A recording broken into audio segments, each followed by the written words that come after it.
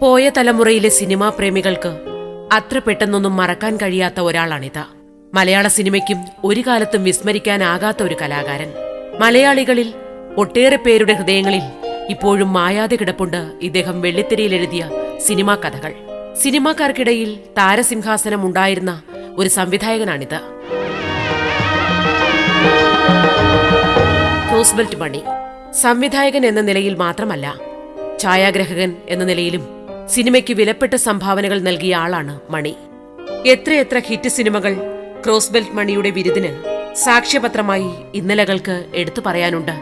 ഒരു കാലത്ത് താരപരിവേഷത്തോടെ തലയുയർത്തി നിന്ന കലാകാരൻ സിനിമയോട് ഗുഡ് ബൈ പറഞ്ഞിട്ട് ഇപ്പോൾ പതിറ്റാണ്ടുകളായിരിക്കുന്നു.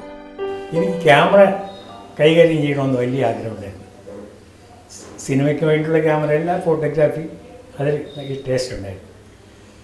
അങ്ങനെ അത് പഠിക്കണം, ക്യാമറമാൻ ആകണമെന്നൊരു ആഗ്രഹം കൊണ്ട് ഞാൻ മെല്ലാം സ്റ്റുഡിയോയിൽ എൻ്റെ അച്ഛൻ്റെ ശ്രമം കൊണ്ട് അന്നത്തെ അവിടുത്തെ പിന്നെ മുതലാളി എന്ന് പറയുന്ന പി സുബ്രഹ്മണ്യം, എൻ്റെ ഗുരുനാഥൻ, അദ്ദേഹത്തിനെ കൊണ്ട് എന്നെ ഏൽപ്പിച്ചു.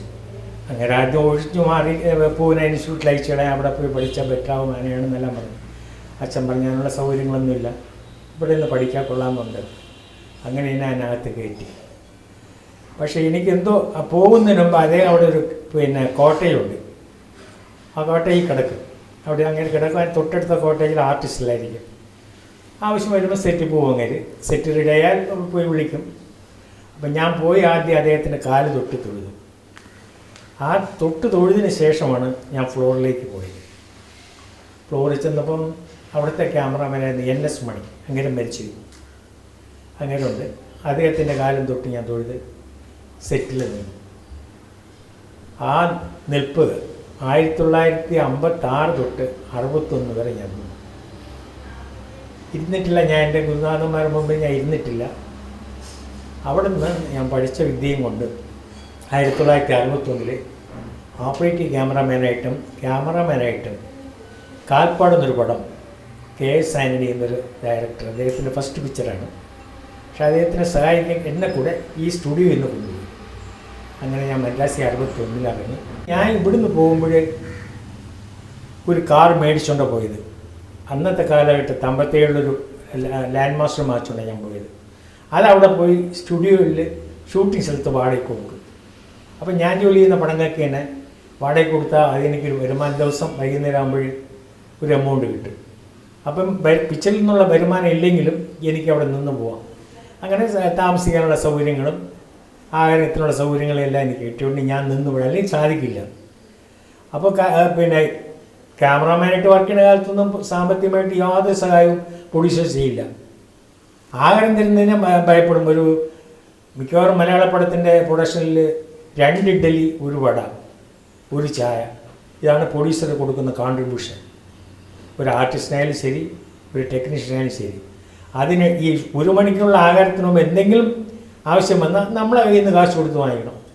അതാണ് കണ്ടീഷൻ. ഞാനതെല്ലാം രക്ഷപ്പെട്ടു. ക്യാമറയ്ക്ക് പിന്നിൽ ഒരു ഛായാഗ്രാഹകനായി മാത്രം ഒതുങ്ങി നിൽക്കാനാണ് ഇദ്ദേഹം ആഗ്രഹിച്ചിരുന്നത്. ഏറ്റവും കൂടുതൽ സ്നേഹിച്ചിരുന്നത് ഛായാഗ്രാഹക കലയെയായിരുന്നു. പക്ഷേ സിനിമാ സംവിധായക കുപ്പായം കൂടി ഇദ്ദേഹത്തിന് അണിയിച്ചു കൊടുക്കുകയായിരുന്നു. ചലച്ചിത്ര മേഖലയിൽ മണി എന്തെങ്കിലും ആയിത്തീർന്നെങ്കിൽ അതിനു പിന്നിൽ ഈ മനുഷ്യന്റെ കഠിനമായ അധ്വാനമുണ്ടായിരുന്നു. ആദ്യ സിനിമ തൊട്ട് അവസാനം ചെയ്ത സിനിമ വരെ ഓരോ സിനിമയ്ക്കു വേണ്ടിയും തന്നെ പൂർണ്ണമായും സമർപ്പിക്കുക തന്നെ ചെയ്തു ഈ കലാകാരൻ. എൻ്റെ ഗുരുനാഥ NS മണി മദ്രാസിലോട്ട് വന്നു, ഇവിടെ മെല്ലാൻഡ് വിട്ട്.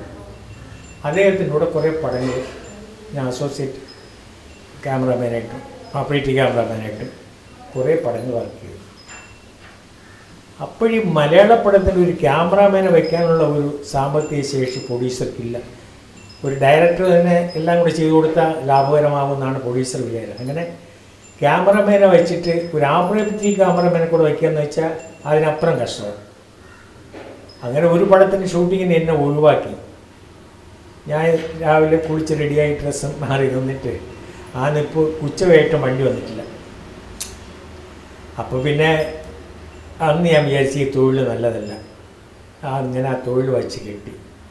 അപ്പോൾ അവിടെ മലയാള ഡയറക്ടേഴ്സിന് പടങ്ങൾ കിട്ടുന്ന സമയമായിരുന്നു മദ്രാസിൽ. അങ്ങനെ മിസ്റ്റർ ശശികുമാറിൻ്റെ കൂടെ ഞാൻ അസോസിയേറ്റ് ഡയറക്ടറായിട്ട് 64 ചേർന്നു. ഒരുപാട് പടങ്ങൾ വർക്ക് ചെയ്തു. ഒരു പടം ചെയ്യാൻ ശശികുമാറിന് ചാൻസ് കിട്ടി. പക്ഷെ അത് എന്നെ വയ്ക്കാനുള്ള സാമ്പത്തിക ശേഷിയോ പ്രൊഡ്യൂസർക്ക് മനസ്സുമില്ല. അങ്ങനെ 67 ഞാനും അദ്ദേഹമായിട്ട് പിരിഞ്ഞു. ഞാൻ നാട്ടിലോട്ട് വന്ന് മിടിമിടുക്കി എന്നൊരു സിനിമ ഒരു പ്രൊഡ്യൂസർ ഞാൻ സൃഷ്ടിച്ച് അങ്ങനെ കൊണ്ട് തുടങ്ങി. വർക്കെല്ലാം തുടങ്ങിയപ്പോൾ പ്രൊഡ്യൂസർക്ക് സാമ്പത്തിക ശേഷിയില്ല. അപ്പോൾ മിസ്റ്റർ പൊന്നപ്പൻ എന്നൊരാൾ ഇതിൻ്റെ കംപ്ലീറ്റ് സ്ക്രിപ്റ്റും ഇതെല്ലാം കൂടി അദ്ദേഹം എടുത്ത് പടം ചെയ്യാമെന്ന് പറഞ്ഞു. അങ്ങനെ ആ പടം 1968 മിടിമിടുക്കി എന്നുള്ള പടം റിലീസായി. അപ്പോൾ ആ റിലീസ് സമയത്തൊരു ട്രാജഡി സബ്ജക്റ്റാണ്. അപ്പോൾ ഇറങ്ങിയ വേറൊരു പടത്തിൻ്റെ മുമ്പ് ഇതിന് നിൽക്കാൻ സാധിച്ചില്ല. അങ്ങനെ സാമ്പത്തികമായിട്ട് വളരെ മോശമായിട്ട് മാറിയ ഒരു പടമാണ്. എന്നാലും അതിലൊന്നും ഗാനങ്ങൾ ഇന്നും നിൽക്കുന്നുണ്ട്. അകലെ ആകാശം എന്ന് പറഞ്ഞ പാട്ട് ഇന്നും നിൽക്കുന്നുണ്ട്. അകലെ അകലെ നീലാകാശം അലതല്ലും മേഘതീർത്ഥം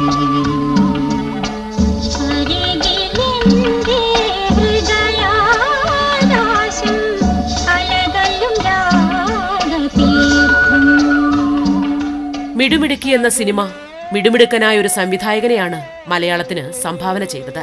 പക്ഷേ ഒരു നല്ല സിനിമ എന്ന പേരുണ്ടായിട്ടും മണിയുടെ ആദ്യ സിനിമ ബോക്സ് ഓഫീസിൽ പരാജയമായിരുന്നു. തുടക്കത്തിലേറ്റ തിരിച്ചടിയിൽ മങ്ങിപ്പോകുകയായിരുന്നില്ല.